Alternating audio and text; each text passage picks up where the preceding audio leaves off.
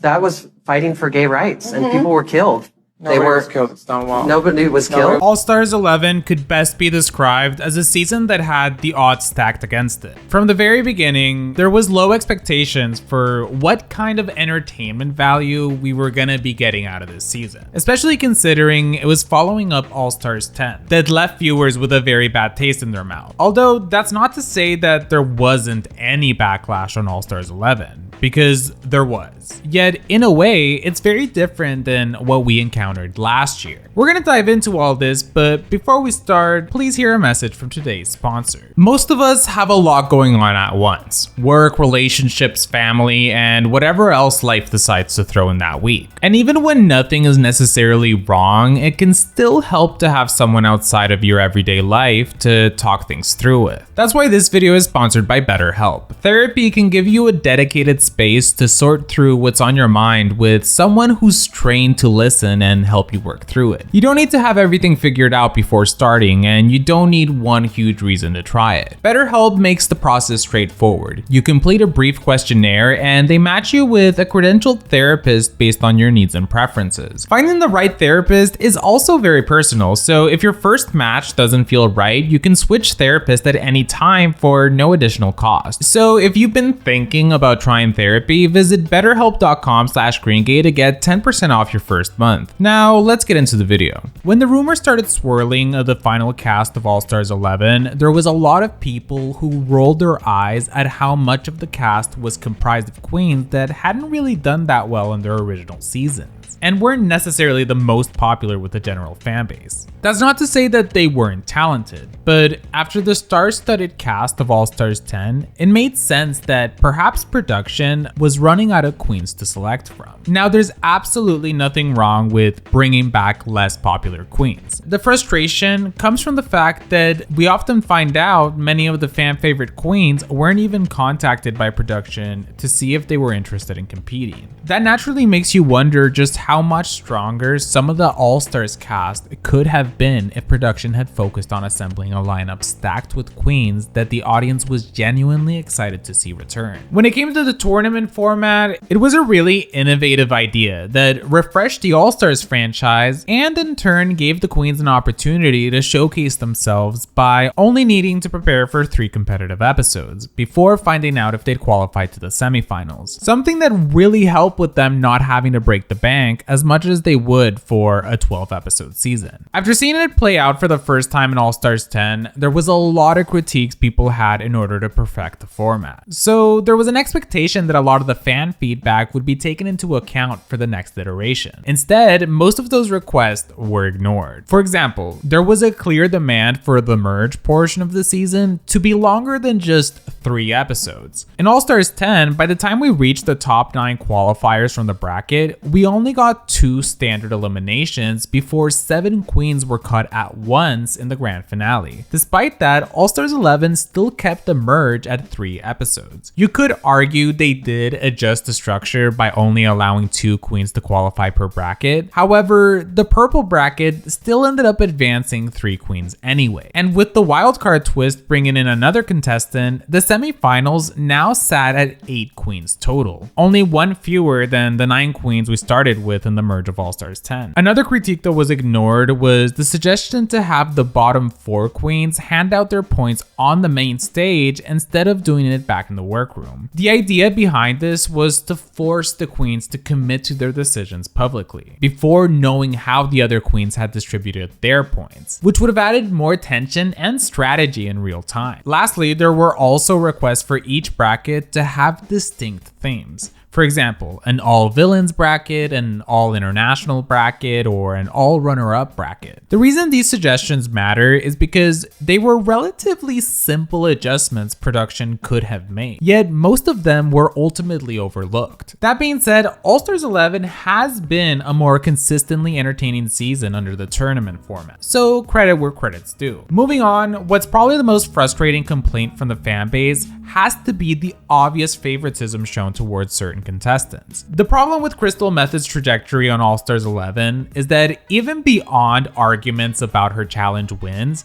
From a storyline perspective, Crystal blended into the background and ended up being this presence that you knew was there, but was not at all intertwined with the rest of the cast. In fact, sometimes she was excluded from the core of the competition altogether. Crystal winning both challenges in the merge was a terrible choice. You robbed the audience of the opportunity to see, first of all, how the queens would rank her in the Rate a Queen, and second, if you're gonna give Crystal the win, then she should still be able to participate in the Rate a Queen so that the following week, she is also on the hot seat for the choices she made. Instead, it completely removed Crystal from ever having to be up for elimination, even though most of her wins felt very questionable. And on top of that, she didn't even participate in both of the Rate a Queens, which subsequently resulted in her being left out of most of the conversations happening the following episodes, because the other queens were building off of that situation while Crystal just disappeared into the background. Like, yes, she did play a safe game, but that had consequences. There just wasn't much content from her outside of the challenges and runways. To top it all off, even by the time we make it to the finale, it's announced that it is a lip sync for the crown. However, Crystal Method and Jasmine Kennedy get to skip the first rounds of lip syncs. This was very unfair as it gave Crystal a clear advantage. She isn't known as a performer, so to be able to skip one round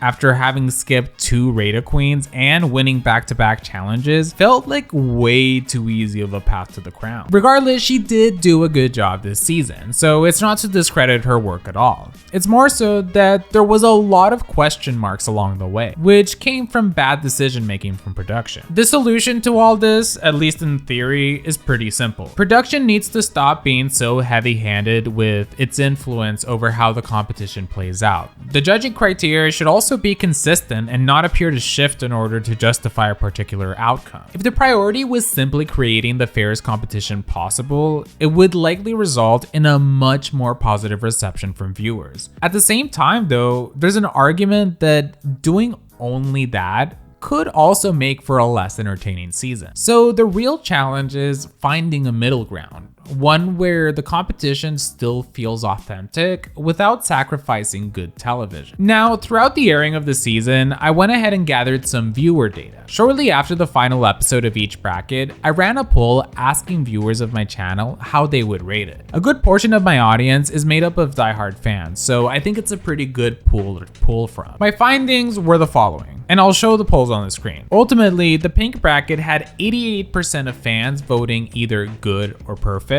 with the purple bracket being right behind it at 87%. Then the orange bracket had 78% vote good or perfect, so pink and purple were essentially tied, while orange was the only bracket that fell significantly behind. When it came to the first group, the queens in the orange bracket just didn't have much chemistry. There was like a weird tension in the air. Yeah, Morphine and Dawn had a good bond, and Morgan and Akira did as well, but as the episodes went on, it still felt like something was missing. Even the odd but captivating storyline between Mystique Summers and Lucky Stars, with them starting off as friends and ending up almost arguing in the middle of a challenge, did leave us with at least something interesting to watch play out. Each of them was providing some good content, but there was a lack of spiciness in the air.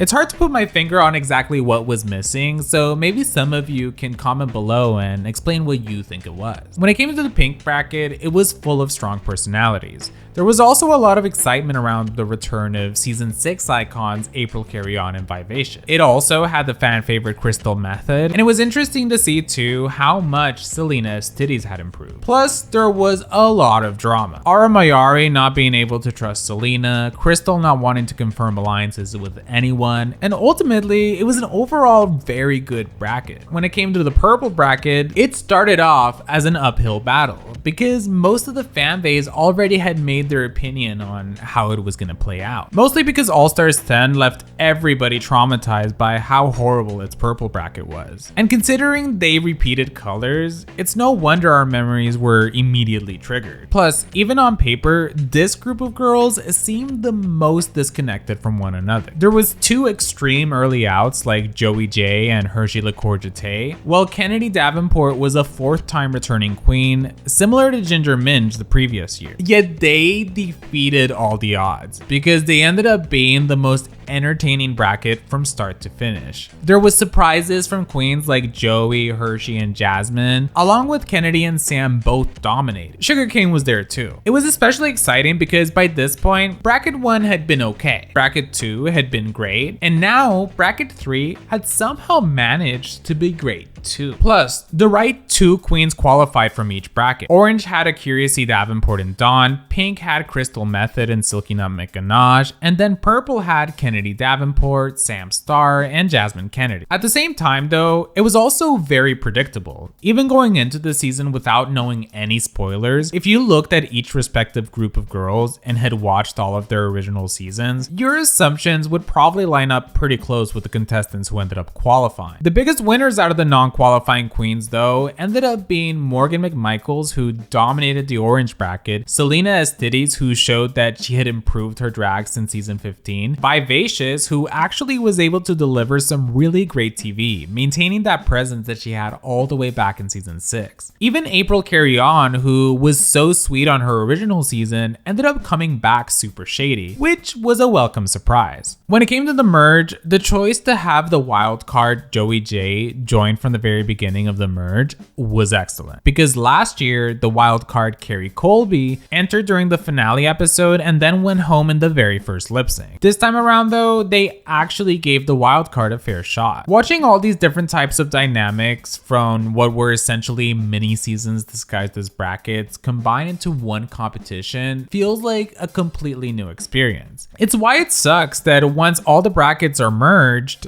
we only get 2 competitive episodes with them. The merge is the culmination of the entire point behind the tournament. We now have the best of the best, but we only get to see them compete for 2 episodes before it's the end of the road. While some interesting storylines did start to boil up, only getting 2 to 3 episodes to watch them play out felt so unfair. There was a goldmine of content sitting within the merge cast, and being able to spend the proper amount of time with them was important. It would have allowed the storylines to properly evolve and given the season a stronger build up to the finale. Regardless, All-Stars 11 to me is better than All-Stars 10 for the sheer fact that it was overall more consistent. While All-Stars 10 had some gaggier moments like Mistress stealing the points, it also had the terrible purple bracket and an unfair finale. But All-Stars 11 felt like it was always fun and entertaining even at its worst moment. But what do you guys think? How would you rank the last 4 All-Star seasons? Let me know in the comments, and don't forget to like this video and subscribe to the channel if you haven't already.